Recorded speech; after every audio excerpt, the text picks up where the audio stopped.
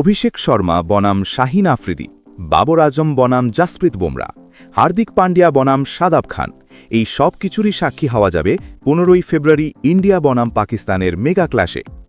টি-20 world কাপের ইতিহাস দেখলে ভারতের আধিপত্য স্পষ্ট। তাদের হেড টু হেড রেকর্ড 7-1, যার মধ্যে 2007 সালের সেই আইকনিক ফাইনালও অন্তর্ভুক্ত। তবে পাকিস্তান যে কোনো দিন খেলার মোড় ঘুরিয়ে দেওয়ার ক্ষমতা রাখে। পাকিস্তানের শক্তি তাদের বিশ্বমানের বোলিং অ্যাটাক, বিশেষ করে পাওয়ার প্লে এবং ডেথ ওভারে। কিন্তু ভারতের শক্তি হল তাদের বিধ্বংসী টপ অর্ডার এবং পজিটিভ ইন্ট্যান্ট। কলম্বোর উইকেট কিছুটা স্লো হতে পারে, যেখানে স্পিনাররা গেম চেঞ্জার হতে পারেন। এই হাই ভোল্টেজ ম্যাচের 3টি মূল লড়াই হল অভিষেক শর্মা বনাম শাহিন আফ্রিদি।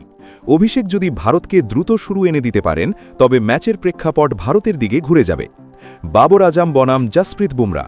টি-20তে বুমরার 14 বলে বাবর মাত্র 14 রান করেছেন এবং একবার আউট হয়েছেন।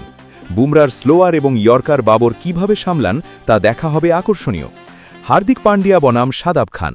হার্দিকের কাজ হল ডেথ ওভারে স্পিনের বিরুদ্ধে বড় শট খেলা। অন্যদিকে শাদাব তার গুগলি এবং বৈচিত্র্য দিয়ে ভারতের মিডল অর্ডারকে চাপে রাখার চেষ্টা করবেন।